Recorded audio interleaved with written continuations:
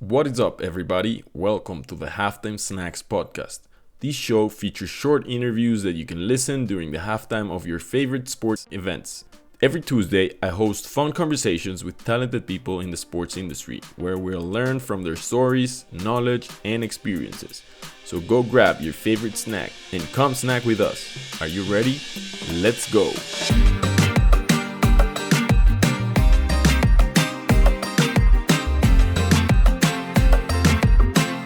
Today I'm hosting one of the former and actually one of the first guests of the Halftime Snacks.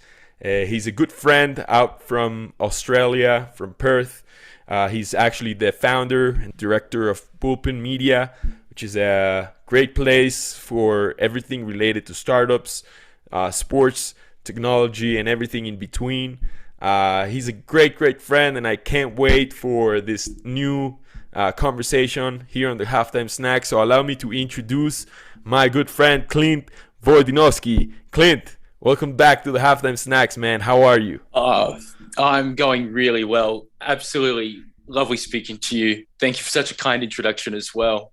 Such a pleasure. It's crazy how, after almost 90 episodes later, we're still here, we're still back, and we're ready for more. Now we start conversations with an icebreaker, Clint. So, as life is starting to get back to normal and COVID, well, you could say normal, but as COVID's starting to fade away and countries are being reopened, where's the place that you can't wait to travel once you can? What's the first place you're gonna go once you're able to fly? Amazing question. I actually have asked people this question a lot over the last 6 or so months. I actually have used this as an icebreaker as well. It's like, what's the one place you dream of or you want to travel to? Probably, my answer is I've never been there before. For me, my dream place, I'd like to go to Japan. Never been, but it's a place that I also want to go. But it's a great answer. You must go because you're close. Also, Australia's very close. So hope you get to go soon, Clint. Australia close. Australia is a country where you can fly for 5 hours and you're still in Australia. So yeah. I've heard that before. Clint, it's so nice to have you here again after a year and a half since we last spoke. Bullpen has changed. You have changed. I have changed. Content has changed. Yeah. But we're still here, which is great. And there's this new thing that you've came up with quite recently for about 6-7 weeks. You were saying just before we started that is the deal tracker. Yes. So how about you just first of all explain super quickly, maybe 30 seconds, what the deal tracker is and where did the inspiration for it came from? Sure thing. See, Bullpen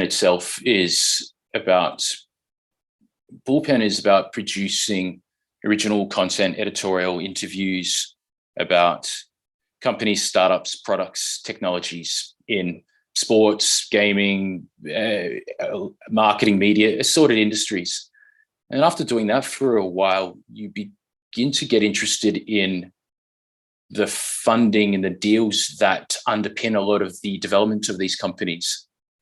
So you start looking at startups, you start reading more about them, you start looking at the funding, you start looking at deals. And then on January 1st this year, so 2022, I made the decision to track investment deals, funding deals, startup deals in sports, in media, in fitness, in gaming, in health and wellness, bit of marketing, bit of e-commerce, music and music technology, Web3, metaverse, NFTs.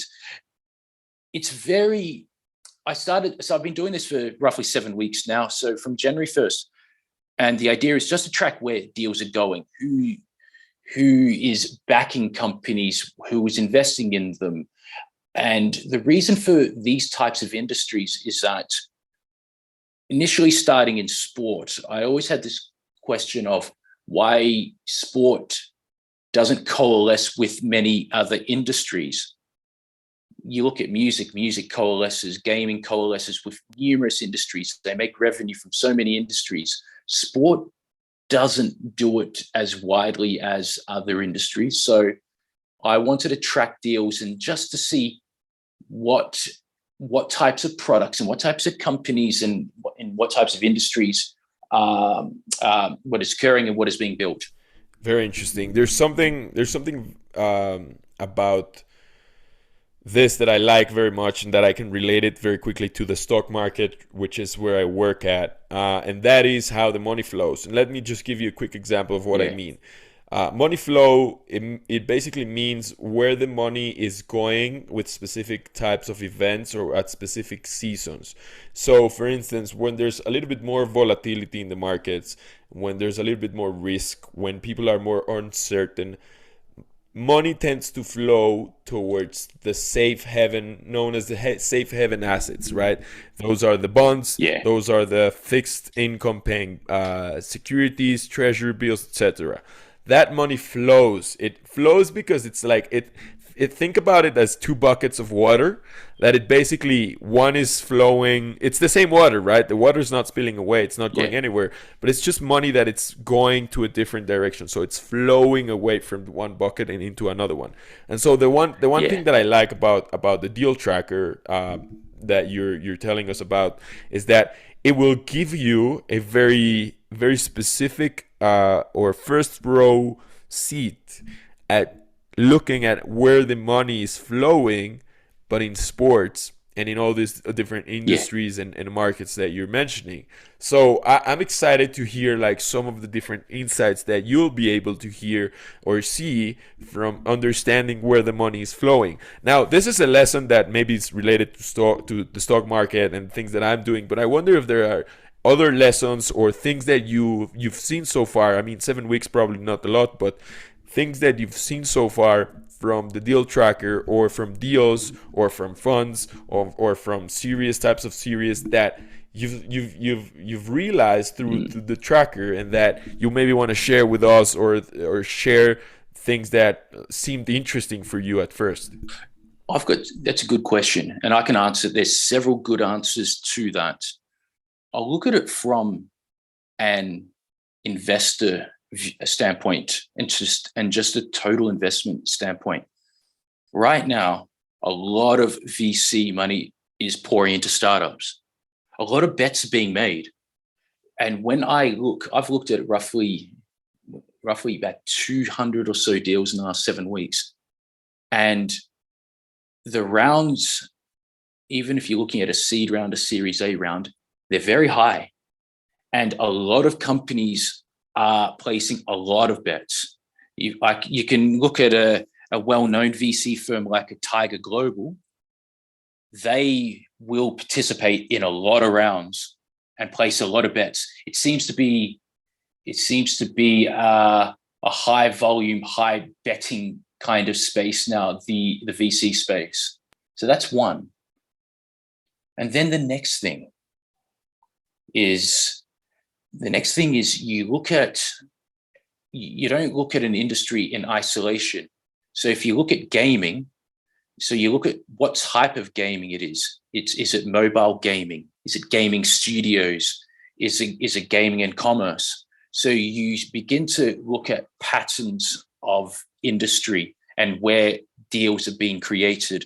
I could say one of the trends is higher valuations and a lot more money is going into mobile gaming focused companies. So you don't say gaming as such, you go, it's mobile gaming.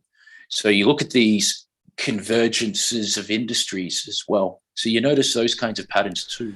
Yeah, those are interesting insights, and I'm sure that throughout time you're gonna be, seeing new and different types of takeaways that are and probably will be very, very valuable for different types of users.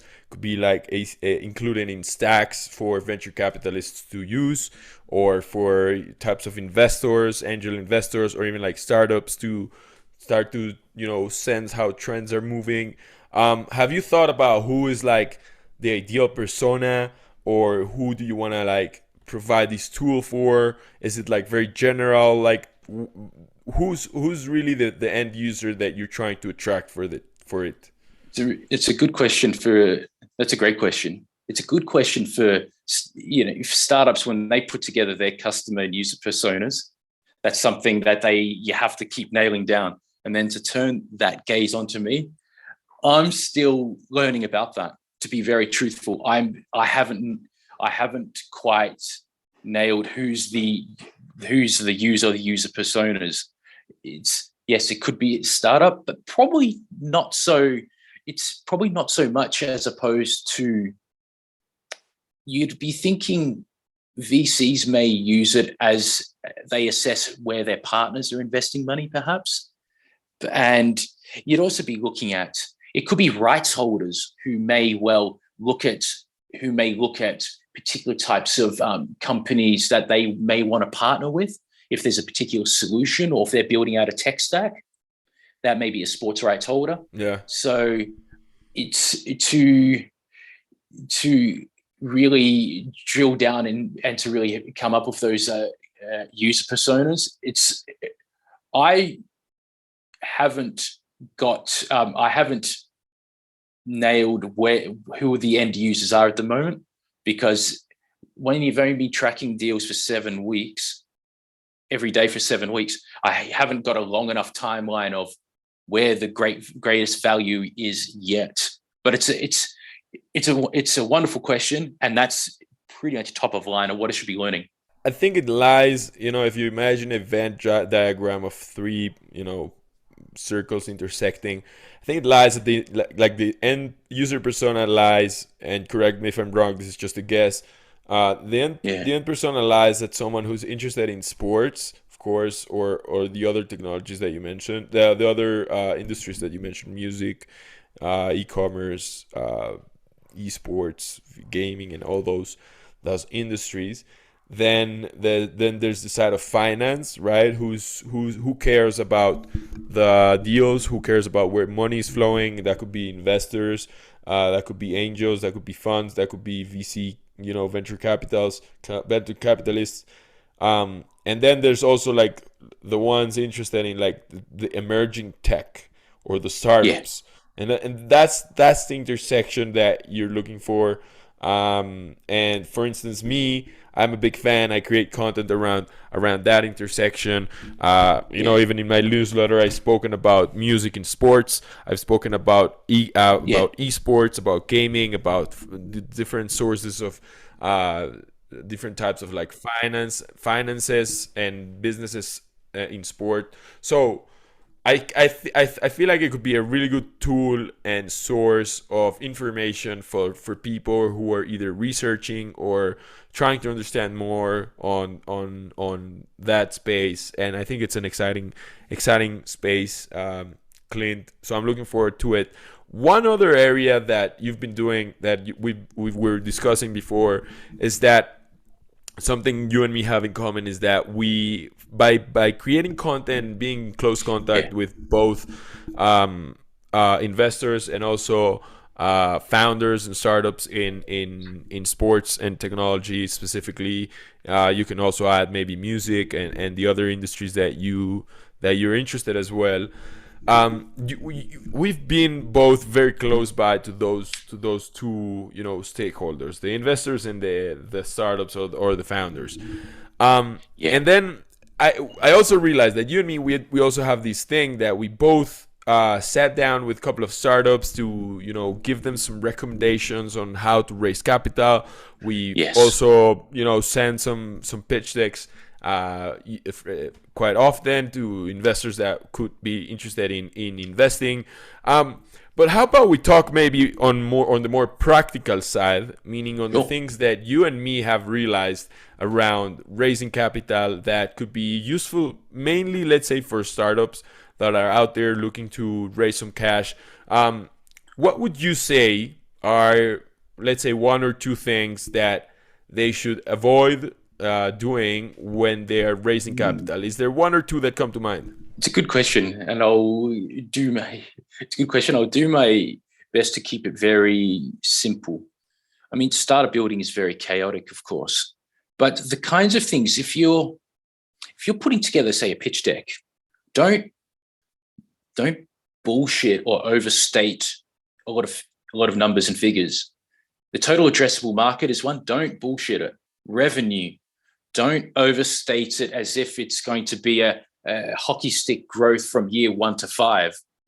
It may not. Be realistic. So maybe you flip it and quite often pitch decks can be very light on product. It can be very light on product. It can be very light on the team itself. It can be very light on the problems they're solving and what the vision is. Don't get lost in the numbers. Really drive the thesis and story and what you're building and what it solves. Yeah. Get into that. And you know what? With that is also something that does burn cash. To be realistic, that you may not swing to profitability, but it may also be about capturing markets. That's why you can't get lost in being revenue focused when putting together a pitch deck. Yeah, that's one thing I noticed, because quite often pitch decks that have been sent to me are very they do state high profits rather quickly. Sure. And I don't think that's realistic. I don't think that's the story to tell. Sure. No, I've seen that as well. And the other one that I've seen is that startups usually don't, or probably don't put as much effort or as much attention in the small details, say on the formatting and on specific, like, super small details on design of how it looks, how it feels. Because here's what I've realized. Okay, so investors are usually busy, and what they want is they want to. It's hard to sell, right? But you can't sell with only a presentation. You gotta meet. So the idea of a pitch deck is just to get a meeting with the investor, and since he's busy, he's gonna take 1 or 2 minute tops to look at your presentation and decide if he wants to meet with you or not. So in my mind, you gotta make it appealing and easy to see, good design, good formatting, putting attention to detail, so that it convinces the investor to actually want to have a meeting with you, because that's not going to be the thing that sells. It's going to be raise capital, but it's going to be the founder or the founders that are going to be the ones raising, not really the presentation. But the presentation is just so important that I feel like sometimes they just overlook those details. You've got to be accurate with everything. Be accurate. It's got to look good. It's got to everything. Presentation matters. It's got to flow.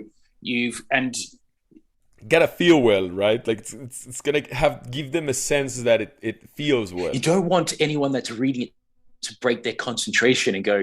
You don't want the feeling where they're taken out of the story. So if if the pitch deck is a story and then they see misplaced design, or if you take them out of that 2 minutes where they're flicking through your pitch deck, well, you might lose them. So, but again, you're right. The pitch deck is designed to get you a meeting, to get you to another meeting, then another one as well. So what else do you got? What about the networking phase? Is there any specific advice that you have for those founders out there that don't really know how to either reach out or get in close contact or get a warm intro?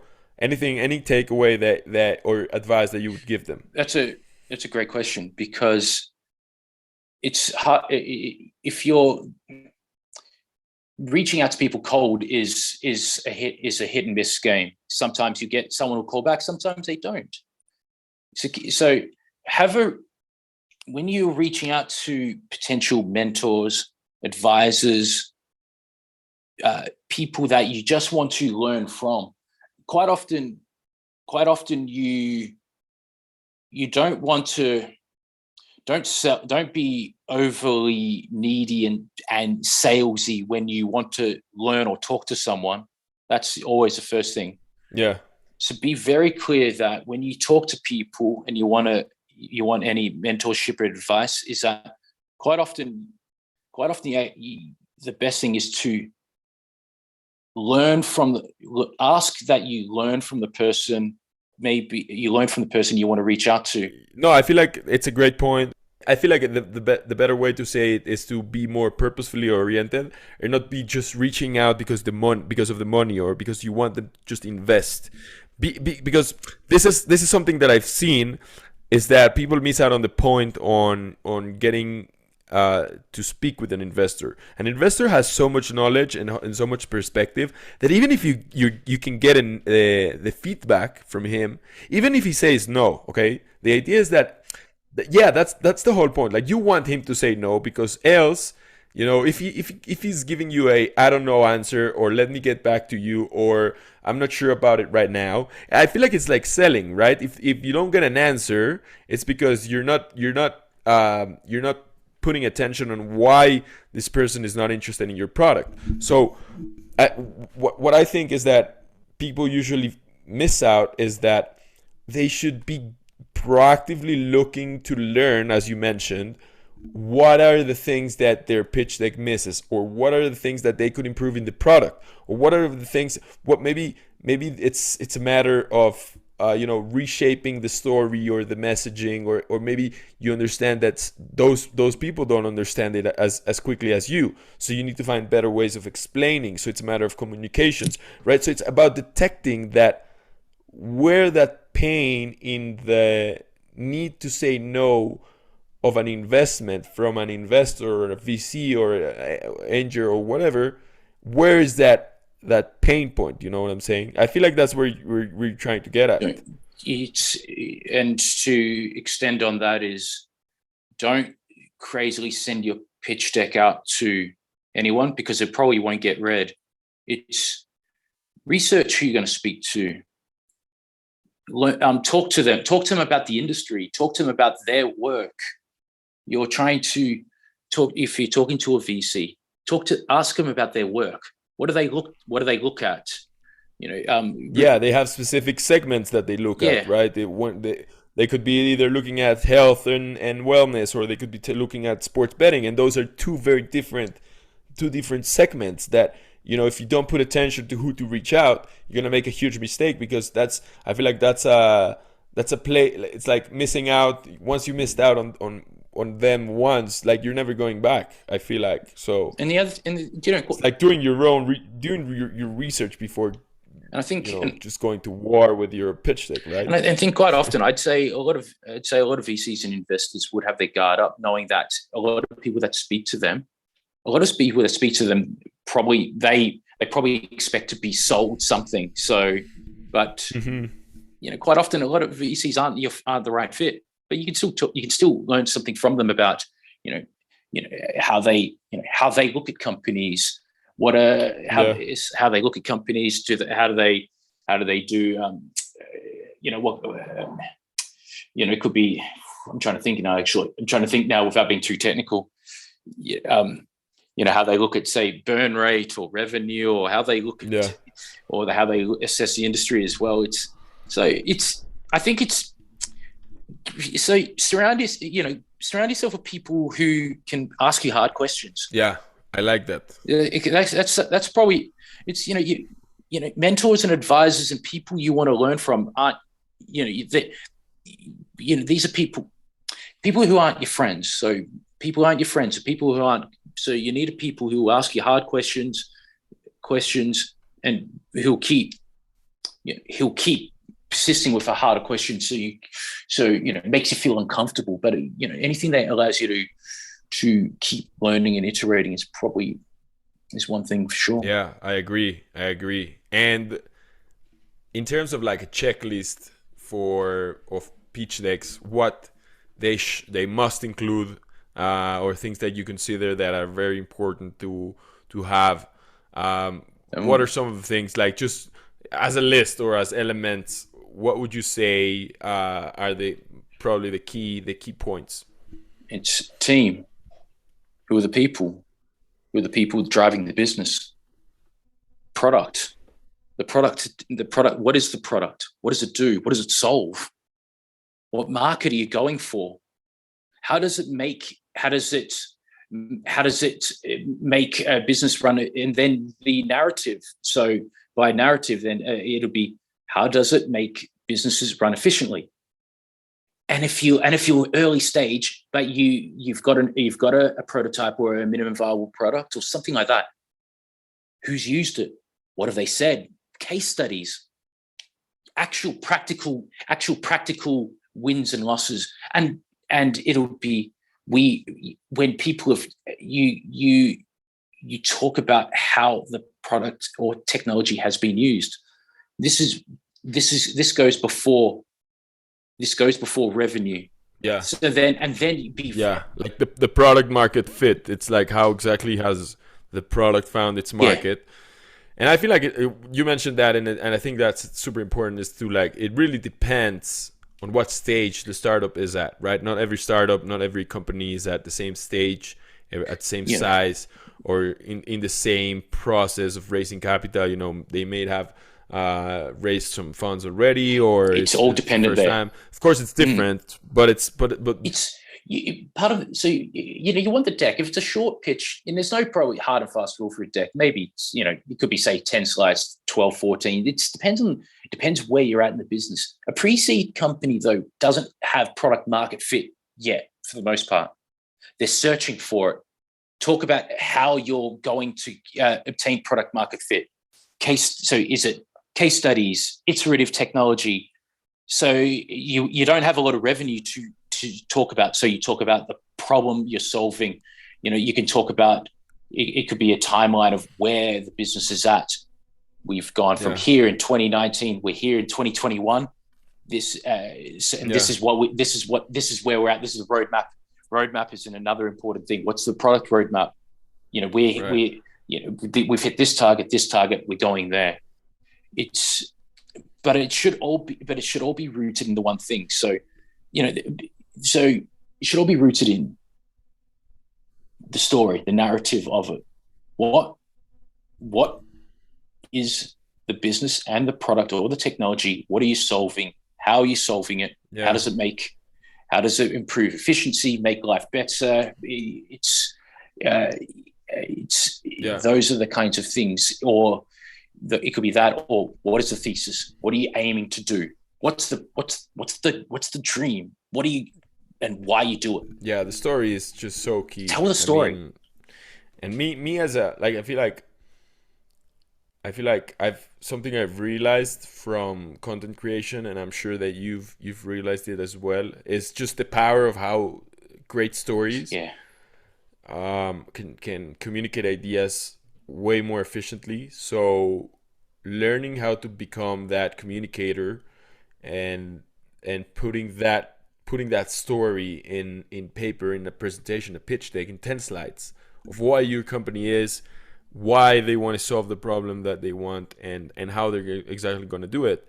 I think that is something that is probably, so underrated. Like, it could save so much people so much time by just learning how to put the story in paper in a way that is compelling, in a way that is engaging, in a way that includes, elements of good writing, of good storytelling. So yeah, I think that story is just probably the if you guys have to take one thing away from this conversation with Clint, is that story is so key. It is. It's well said. Clint, lastly, I want to just cover real quickly, given your experience with, being with all those, like, different startups out there and seeing new trends, seeing new companies, and also being in touch with different startups at the same time while supporting them in the whole, raising money process and everything. I wonder if there's, like, some things you would advise whether startups or investors out there to keep an eye on. That could be whether that's specific companies that you like, or specific technologies or trends that you're enjoying so far, and that you think you're bullish on the next couple of months. One or two tops that you want to share with us before we go today? Sure. I do consider this a lot. I've written about it. on Bullpen. I've written about it in my newsletter as well. So some of the trends, deals, companies that I've been looking at, I'll break it down pretty quickly, is that we're going to start seeing a lot of creator tools as a trend. Creator tools it could be creator tools for music, direct to fan, creator tools for developing content, creator tools for social commerce, creator tools for the reason being is that creator tools then lead into direct to fan platforms.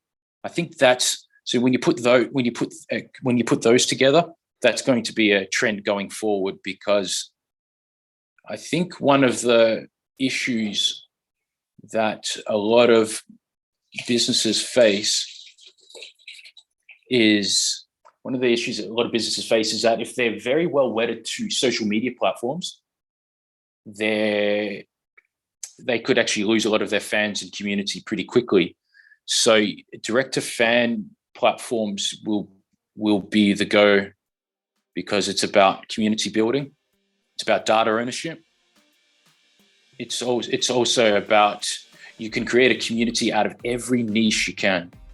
So when I put all of that together, I'd be looking at some platforms and business models that look at direct to fan and allow creators to have the tools to be able to go direct to fan and build up their communities from there, outside of any social media platforms. Those are the trends.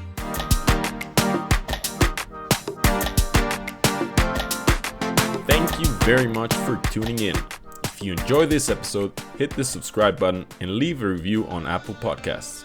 If you enjoy learning about the business and technology behind sports, make sure you subscribe to the Sports Tech Biz newsletter. I'll leave the link in the show notes. See you all next week. Bye bye.